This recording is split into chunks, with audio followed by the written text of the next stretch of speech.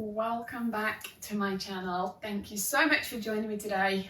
Before we start, if you're not subscribed, please do go and hit that subscribe button, turn on the post notifications and give this video a big thumbs up.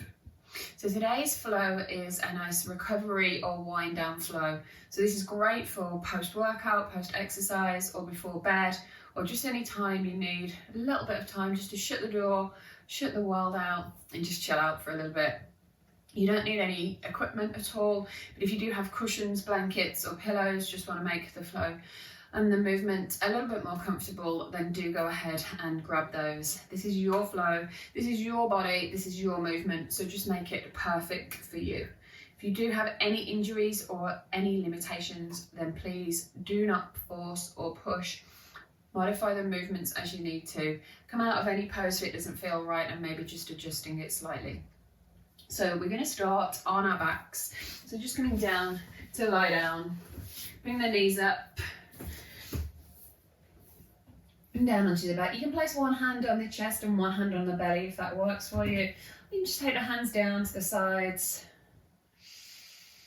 closing off the eyes, just taking a couple of breaths, a couple of moments, just to let go of the day.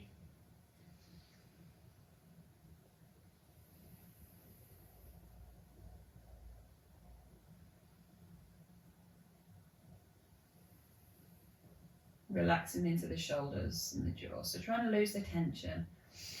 And then when you're ready, just bringing the knees up into the chest and just gently rocking it out from side to side. So try and press the whole of the low back down into the floor here. Try to take out that natural curve of the spine and really press down. Imagine that you're giving the spine a nice massage.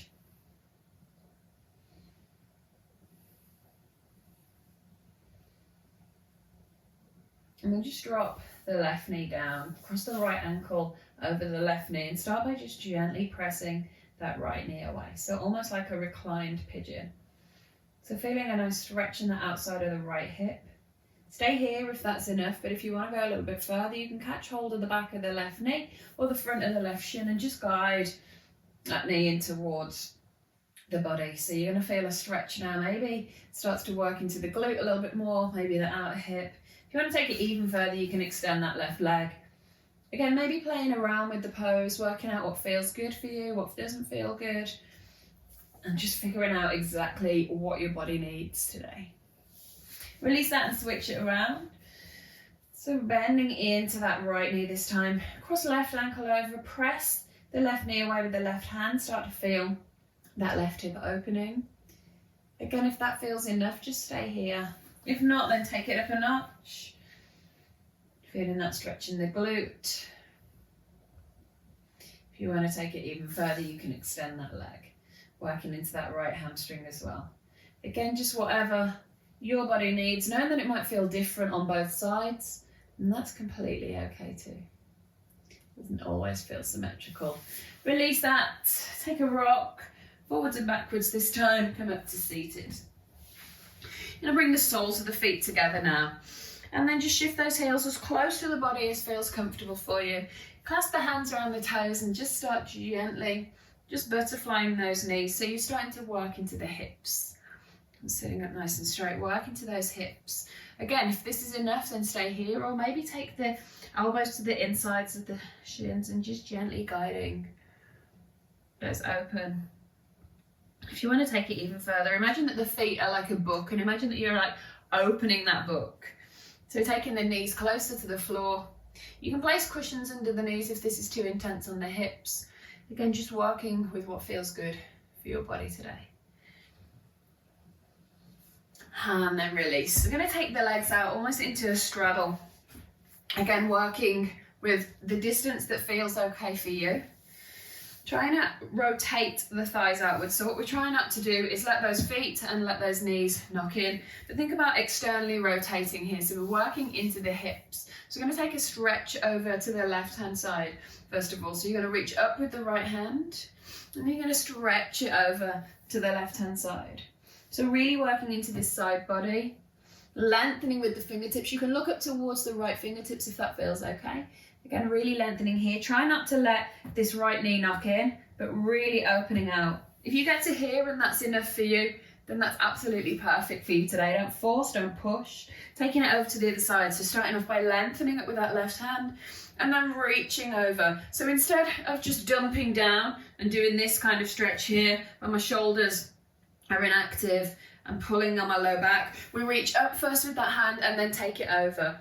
Again, if that's enough for you, then that's absolutely perfect. If you want to take it further, if you want to take that gaze up to the hands, again, working with your body, working with what feels good for you. Again, trying not to let this left knee knock in, but externally rotating that hip, come back to center. Just taking a couple of twists. So just folding the legs in to start, taking a nice gentle twist over the left shoulder. So keeping the right hand nice and close to the body. Left hand comes to the outside. And the knee just taking that twist. Taking it round to the other side. Sitting up nice and tall, so try not to dump into that low back.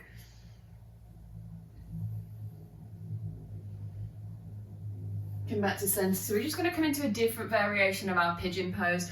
Now, a seated pigeon pose.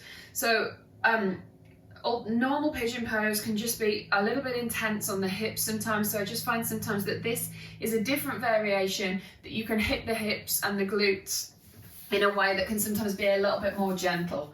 So you're going to be in a seated position, bending into the knees, and the same as we do when we're down on the floor. Cross the ankle over the knee. So left ankle over right knee. Then you're going to bring this right heel in as close as is comfortable for you.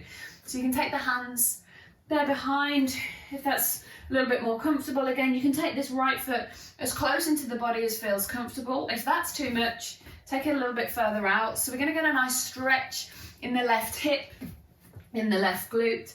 Keep this left foot nice and active. You can take it here from side to side, so it sometimes feels good just to have a little wiggle. Again, just finding that point or finding that sweet spot for you. If this feels uncomfortable, then maybe just exploring the pose a little bit. If you have pain of kind of like a 7 out of 10 or more, then maybe modifying the pose. But as I say, if it's uncomfortable, then just trying to stick with it a little bit and exploring. Then gently come out, switching over to the other side. So left foot down. Cross that right ankle over the left knee. Again, adjusting. So if that's fine for you, then staying here. If you can, then just shuffling that left heel a little bit closer to the left glute. And then maybe putting that wiggle in. Again, finding that sweet spot. So as I said, this is just a really nice stretch for those hips and those glutes. And it can sometimes just feel a little bit more accessible than a regular pigeon pose that we all come to kind of like love to hate. This is just, as I say, a different way to get a similar kind of stretch. Keep that foot that's crossed on the ankle nice and active. So try not to just let it flop. Keep the foot, as I say, nice and active. Coming out of the pose, come down into child's pose, just to counter pose that. So bring those big toes to touch, take the forehead down. Just shift that weight from side to side. Reaching out with the fingers, and then just squaring the hips off, come down into puppy pose and just open those shoulders out. So keep the chin up, keep the chest lifted. Take an inhale, press into the hands, come up. As you exhale, lower down, chest and chin down towards the floor. If they don't come down towards the floor, that's fine. Just keep that gaze up, keep that chin up, and just taking it to that point that feels okay for you.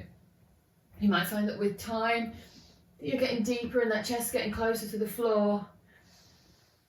Feeling that stretch in the shoulders. Take one more breath. And then coming out of the pose. You are done. Hopefully you're feeling a little bit freer, a little bit more mobile, a little bit more relaxed after that flow. As always, thank you for joining me. I really do appreciate it. Please do subscribe if you're not already. Turn on those notifications and give this video a big thumbs up if you enjoyed it and you found it beneficial. Thank you so much for joining me. Thank you.